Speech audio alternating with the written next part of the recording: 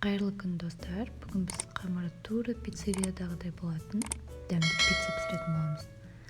Ол үшін бізге қажет заттар ұн, жылы су, қант, тұз, аштығы және сұйық май. Ең алдымен біз ыдысымызды алып, жылы суымызды құямыз. Оның үстіне қантты салып, оның үстіне аштығын саламыз да араластырып кішкене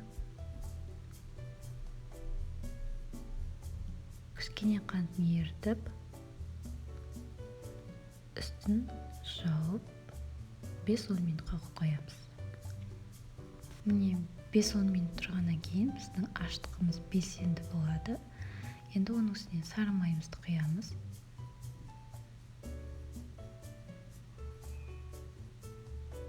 Оның үстіне тұзымызды саламыз. Және ұнымызды міндетті түрде ситодан өткізіп салатын боламыз.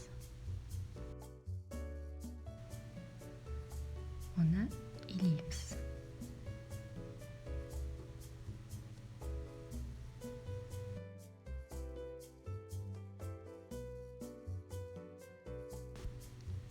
Қамырымыз міне қолға жабыспайтын жұмсақ болып шығу керек.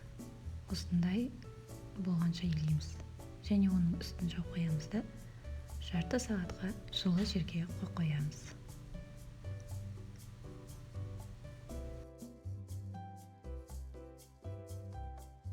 Енді біздің қамырымыз дайын болам дегенше біз пиццаның начинкасын дайындайтын боламыз. Ол үшін бізге кетчуп, майонез, фарш, пияз, қызанақ, сыр, сельдерей, ащы бұрыш, сыр пармезан керек. Мен алдын ала етті, пиязды және қызанақты мясорубкадан өткізіп алдым. Алдын ала дайындап қойдым. Және бізге бұлай өткізмеген қызанақ та керек. Ең алдымен біз фаршымызды қуырып аламыз. Кішкене май құямыз да фаршымызды қуыруға саламыз.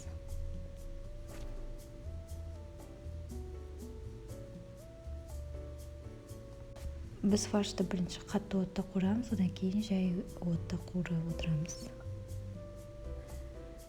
Одан кейін сол фарштың үстіне паприка қосамыз кішкене.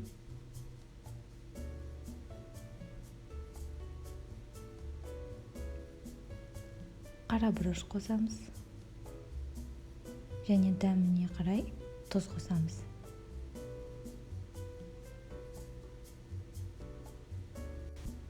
Және жаңа алдын ала өткізіліп қойған пиязымызды қосамыз. Қызанағымызды қосамыз. Пияз, қызанақ қосқан кезде біздің етіміз өте жұмсақ және құрғақ емес болып шығады. Өте дәмді болады, иісі өте керемет. Осылай етіміз дайын болғанша қуыратын боламыз. Енді біз көкөністерімізді дайындаймыз. Барлық заттарын турап дайындап алдын ала қоямыз.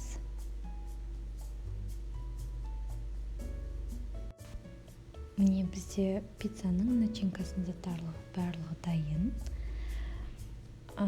Ірімшікті мен алдын ала теркадан өткізіп дайындап қойдым. Қуырылған фаршымыз дайын. Көкөністерімізді турап қойдық және мына жерде кетчуп пен майонезді араластырып қойдық. Енді біздің дайын болған қамырымызды аламыз. Ол міне осылай кішкене көтеріледі.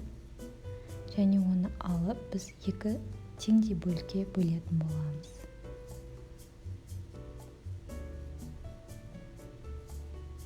Енді біз противеньді алып дайындаймыз. Оның үстіне пергамент қағазын төсейміз. Енді кішкене ұн алып, жаңа бөліп қойған қамырларымызды жаятын боламыз. Оны кішкене ғана сеуіп қолданамыз жабыспау үшін. Және оны жаямыз. Қалыңдығы шамамен 3-4 мм.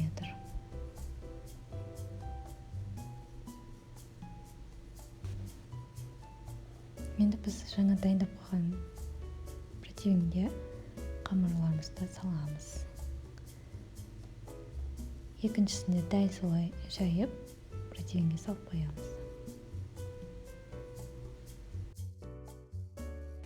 Енді ең күшті сәті осы қамырларымыздың үстіне начинкасын дайындайтын боламыз. Әркім өзінің фантазиясымен начинкасы жасаса болады. Мен ең бірінші астына кетчуп пен майонезді араластырып, соны жақтым. Оның үстіне сыр пармезан, оның үстіне фарш, қуырылған фаршты, одан кейін ащы бұрыш қостым. Сосын өстіп қызанақтарды домалақ етіп кесіп, үстіне қойып шықтым. Және оның үстіне сельдерейді септім. Иісі күшті болып шығады. Ал мына сырды пока қоя тұрамыз. Ол дайын болмастан бұрын салатын боламыз. Мінекей, пиццамыз өте әдемі, уже аппетитный түрі.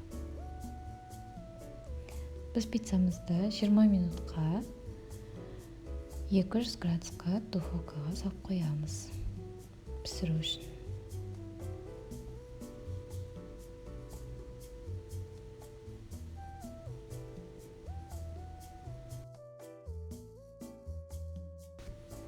Міне дайын болмастан бұрын 5 минут бұрын алып, бетіне жаңағы сырымызды себетін боламыз.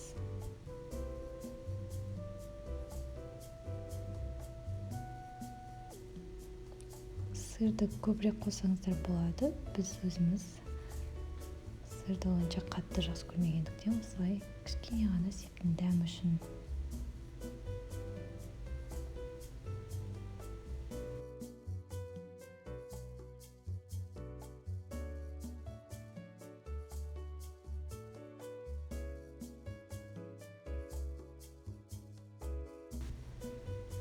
Қамыры да тура пиццериядағыдай болып шығады. Қазір сіздерге кесіп көрсетемін.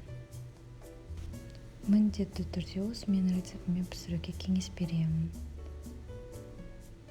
Видеоға лайк басып, пікір қалдырып, менің каналыма тіркелуді ұмытпаңыздар.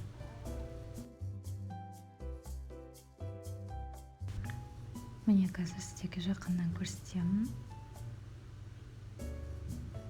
Дәмі өте керемет болып шығады. Ас болсын, сау болыңыздар. Келесі видеода кездескенше.